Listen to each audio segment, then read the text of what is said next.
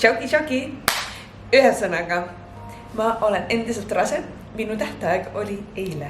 Tuleb välja, et poisile väga meeldib siin kõhukeses olla ja ma ei saa tema peale pahane olla. Ma kujutan, et seal on päris mugav olla. Aga ma hakkasin eile panema kokku teile enda haiglakoti videot ja ma vaatasin, et see video on natukene kaootiline. Nii et ma otsustasin täna hommikul ehk siis päev peale minu tähtaega teha teile uus video minu haiglakoti kohta ja näidata teile kõik asjad, mis siin sees on.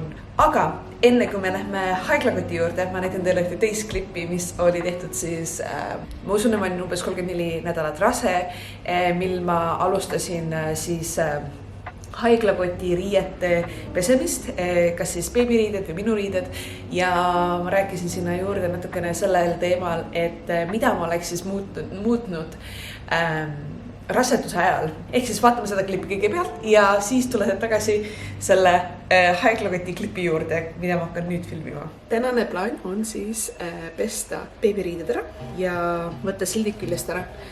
Kõik arvus. Tudu. Kogemata ostsime tegelikult mitu kombekat, kuna ma olin täielik kombekate hull. Aga need on second hand'is tegelikult ostetud. Et see oli kõigest 5 eurot. Ehk siis tegelikult ei olnud nii suur loss. Ja see oli 10 eurot. Ja jumala korralikud igatahes.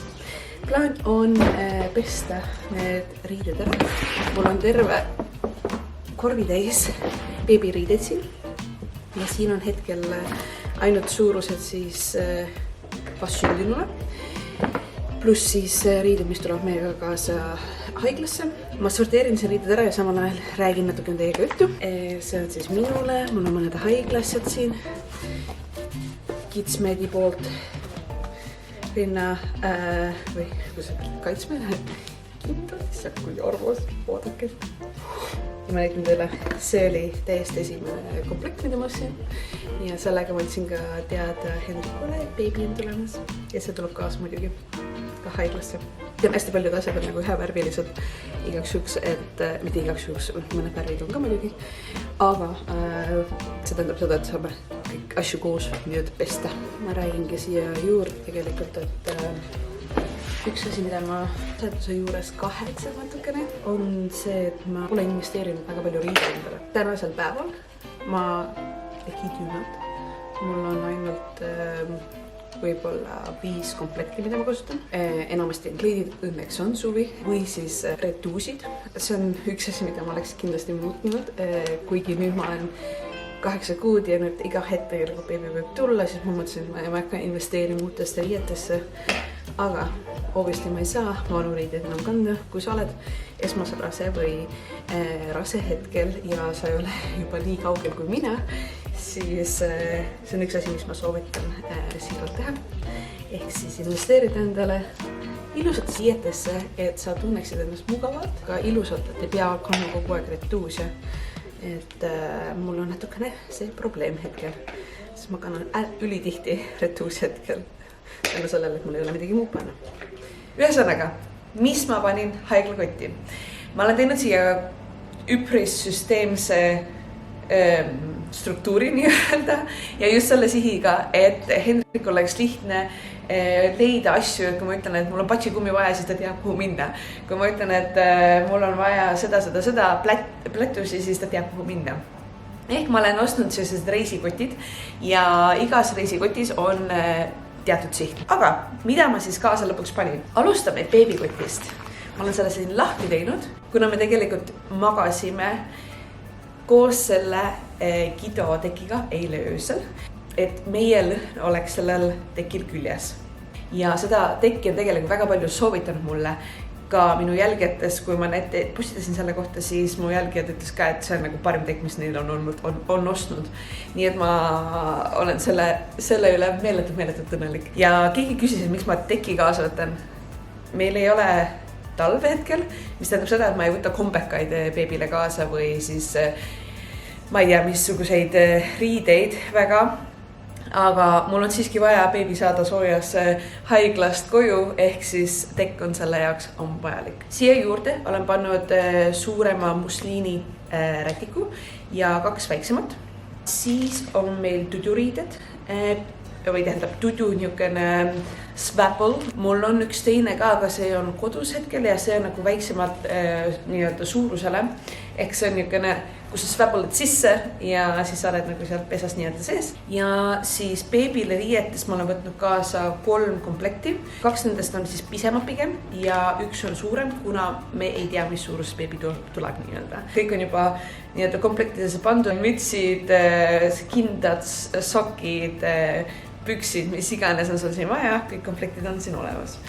Ja me panime ka, või mina panin swipes'id ehk siis märjad lapid kaasa, kuna jah, ilmselt me saame haiglast kõik vajalikku, aga ma tahtsin enda südame rahuks kindel olla, et meil on olemas, kui meil neid vaja läheb.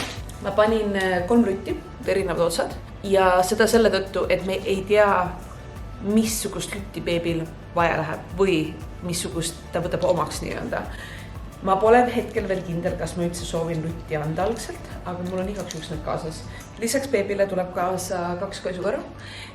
Üks on siis Mooni oma, mis teeb häält ja on valgusega. Ja teisena me võtame kaasa suurema karu ja seda selle tõttu, et see karu tegelikult on ostetud Hendriku poolt. Nende peres on selline traditsioon, et beebi sündides saab oma kaisukaru, millega ta on nii-öelda mäletab terve elu.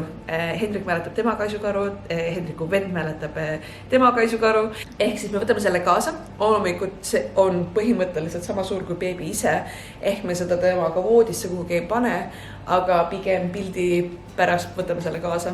Ehk siis see tuleb lihtsalt meiega kaasa ja see läheb Hendriku haiglakoti. Jah, Hendrikul on ka haiglakott olemas täielikult. Järgmisena ma võtan postpartum kotikese. Siin on mul Momkindi pakk ostetud. Kui sa oled rase, kui sa oled sünnitanud ennavad, siis sa tead selline asi, et saaks pesta sealt alt peale seda, kui sa oled sünnitanud.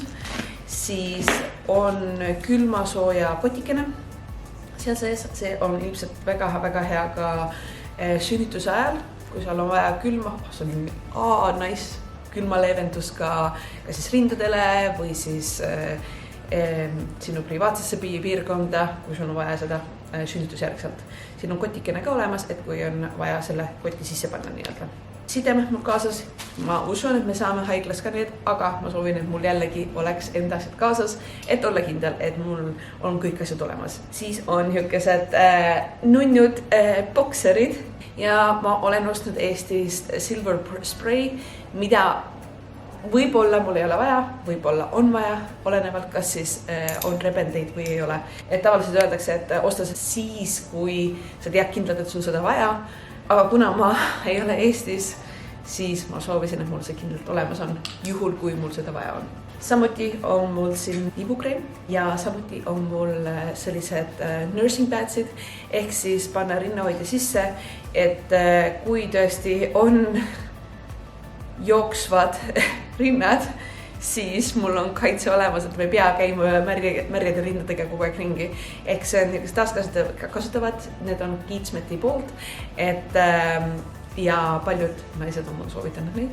Samuti ma panen sinna kotti pumba.